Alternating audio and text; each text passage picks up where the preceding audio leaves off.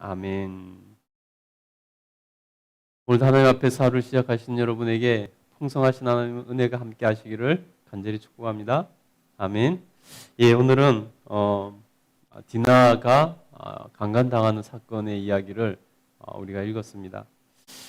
어, 야곱이 하나님께서 명령하셔서 하란에서 출발해가지고 이제 베델로 가는 도중이었는데 중간에 세겜에서 멈췄습니다.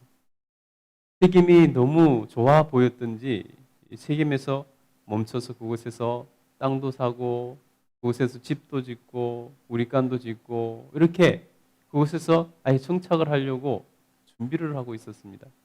그러나 이것은 하나님의 뜻이 아니었습니다.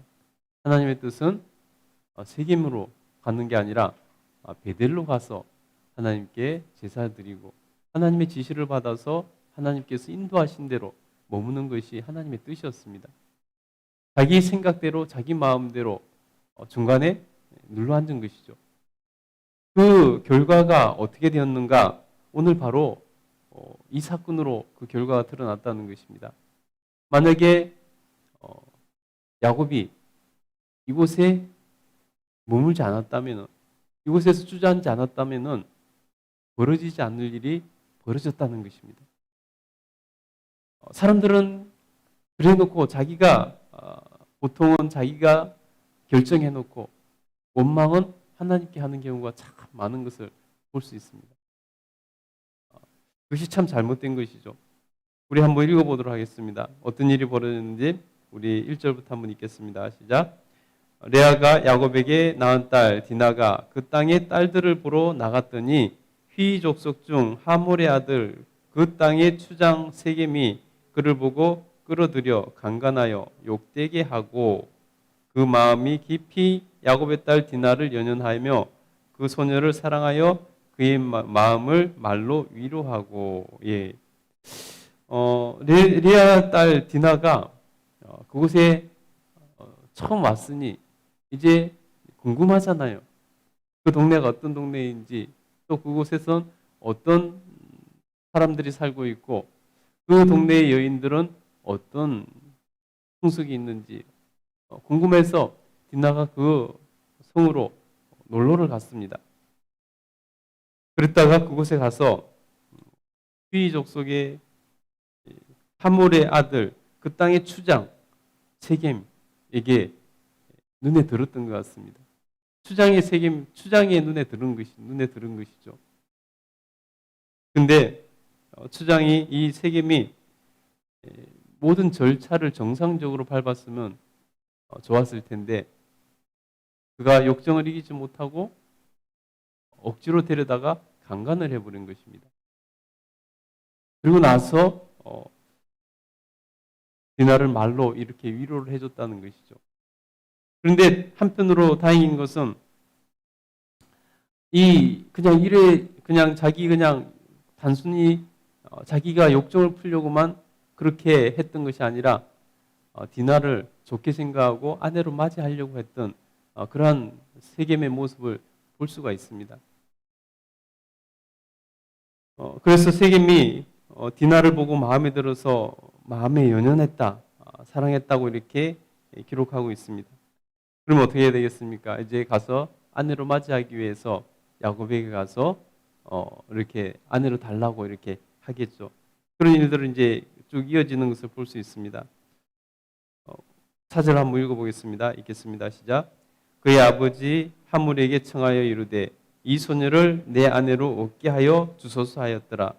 야곱이 그 딸 디나를 그가 더럽혔다 함을 들었으나 자기의 아들들이 들에서 목축함으로 그들이 돌아오기까지 잠잠하였고 세겜의 아버지 하물은 야곱에게 말하러 왔으며 야곱의 아들들은 들에서 이를 듣고 돌아와서 그들 모두가 근심하고 심히 노하였으니 이는 세겜이 야곱의 딸을 강간하여 이스라엘에게 부끄러운 일 곧 행하지 못할 일을 행하였음이더라. 아멘.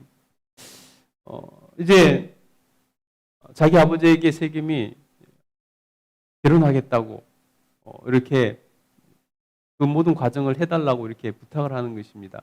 그러자 그 아버지 하물이 나서서 이렇게 하는데요. 야곱은 자기 딸이 그런 험한 일을 당했다는 것을 듣고도 잠잠한 것을 볼 수 있습니다. 왜냐하면 자기에게 힘이 없기 때문이죠. 한 민족을 향해서 자기가 무엇을 할 수 있겠습니까? 그것도 그냥 그 동네에 뭐 이렇게 힘없는 사람이라면은 가서 항의라도 할 텐데 지금 누구죠? 수장이잖아요. 그, 그 성의 지도자잖아요. 지금 높은 사람이잖아요. 여기 가서 하소연을 할 데도 없는 것이죠. 그래서 어쩔 수 없이 참고 이를 어떻게 처리를 해야 되나 근심하며 고민을 했을 것입니다. 아들들이 그 얘기를 듣고 돌아와서는 아들들은 길길이 날뛰기 시작하는 것입니다. 아무래도 젊으니까 혈기가 있을 거 아니에요. 그래서 우리 가정에 부끄러운 일을 행했다고 하면서 화를 내고 노를 바라는 것을 볼 수 있습니다. 하물이 와서 뭐라고 말하는지 한번 들어보겠습니다. 우리 8절부터 한번 읽겠습니다. 시작. 하물이 그들에게 이르되 내 아들 세겜이 마음으로 너희 딸을 연연하며 하니 원하건대 그를 세겜에게 주어 아내로 삼게 하라. 너희가 우리와 통혼하여 너희 딸을 우리에게 주며 우리 딸을 너희가 데려가고 너희가 우리와 함께 거주하되 땅이 너희 앞에 있으니 여기 머물러 매매하며 여기서 기업을 얻으라 하고 세겜도 디나의 아버지와 그의 남자 형제들에게 이르되 나로 너희에게 은혜를 입게 하라. 너희가 내게 말하는 것은 내가 다 주리니 이 소녀만 내게 주어 아내가 되게 하라. 아무리 큰 예물과 혼수와 예물을 청할지라도 너희가 내게 말한 대로 주리라. 아멘. 여러분 보세요. 하물이 와서 제안을 하는데 뭐라고 제안을 하냐면요. 네 딸을 우리 아들이 아내로 주는데 그렇게 되면은 그렇게 통혼해서 너희가 우리가 하나가 되자. 너희가 우리와 함께 거주하며 땅이 너희 앞에 있으니 여기 머물러 매매하여 여기서 기업을 얻으라. 라고 이렇게 유혹을 하는 것을 볼 수 있습니다. 여러분 이게 무슨 의미입니까? 이게 무슨 의미입니까? 이것이 사실은 가장 중요한 이 사건에서 가장 중요한 핵심입니다. 하나님의 백성 그 하나님의 뜻을 따라서 하나님의 백성을 이루고 민족을 이루고 나라를 이루고 하나님의 뜻과 계획을 섭리하게 나가는 과정에 있는데 그래서 하나님께서 아브라함을 선택하셔서 너희로 큰 민족을 이룰 것이라 말씀하셨는데 지금 그곳에 끼어들어서 그것을 완전히 방해하는 그러한 하나님의 뜻을 없애려고 하는 그러한 시도가 벌어지고 있는 것입니다. 그냥 결혼시켜서 그냥 우리 사돈합시다. 이게 아니라는 것입니다.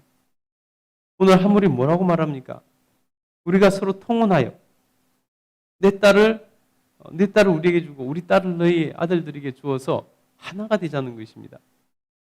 여러분 아브라함이 그 종을 하란에 보내서 아들 이삭의 아내를 구하여 오게 한 이유가 무엇입니까? 가나안 땅 그들과 하나 되지 않기 위해서 그 하나님의 계획을 지켜내기 위해서 그런 것 아니었습니까?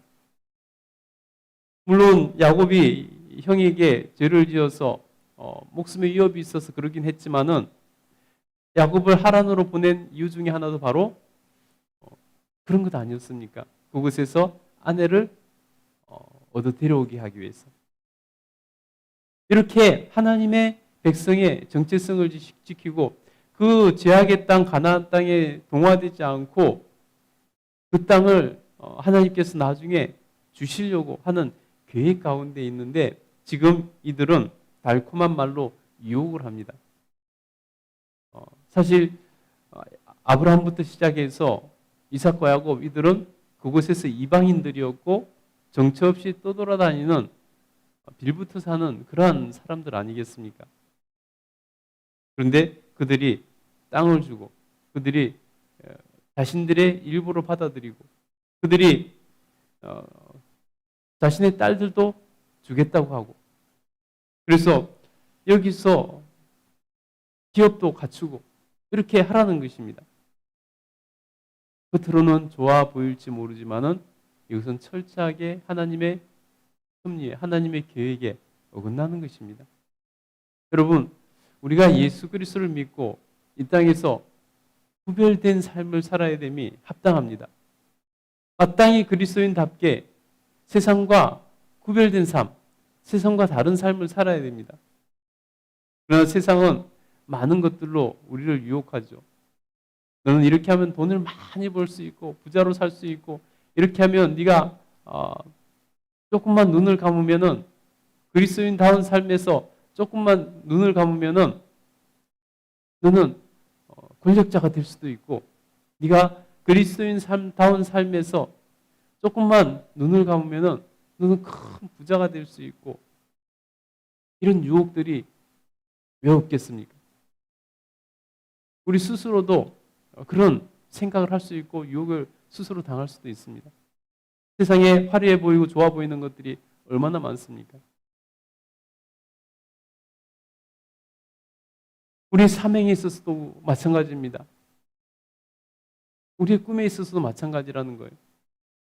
우리는 그리스도인들은 세상 사람들과 다른 꿈을 꿔야 되는 것입니다. 하나님께서 원하시는, 우리에게 주신 그 사명을 우리의 꿈으로 받아들이고 그 비전을 향해 나가야 되는 것입니다. 그런데 여러분,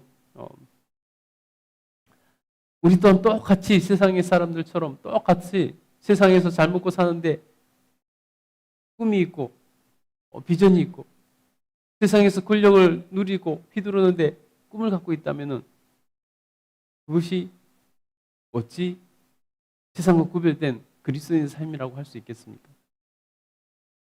우리는 권력을 가져도 하나님께서 원하시는 것을 하기 위해서 권력을 가져야 되는 것이고, 우리는 부자가 돼도 단순히 내가 혼자 잘 먹고 살려고 부자가 되는 것이 아니라 하나님이 우리에게 주신 꿈을 위해서, 사명을 위해서 부자를 꿈꿔야 되는 것입니다. 그런데 오늘 그런 유혹이 야곱에게 오고 있다는 것입니다. 그 세겜도 네가 디나를 아내로 주면은 너희가 원하는 것을 다 주겠다고 이렇게 유혹하는 것을 볼 수 있습니다.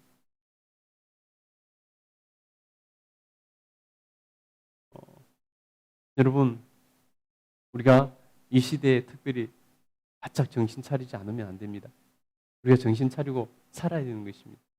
우리가 순간에 넘어갈 수 있다는 것을 꼭 기억하시고, 하나님 앞에서 구별된 인생 살기 위해서, 여러분 세상과 구별된 삶을 살기 위해서 애를 쓸 수 있게 되기를 간절히 축복합니다.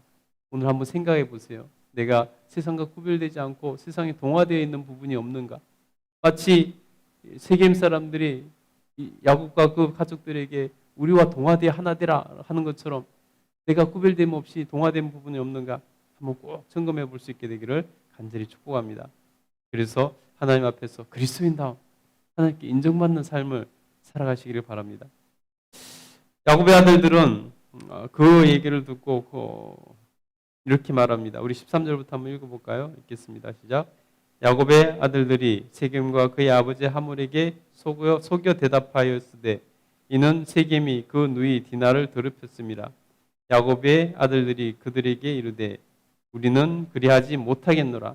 할례 받지 아니한 사람에게 우리 누이를 줄 수 없노니 이는 우리의 수치가 됨이라.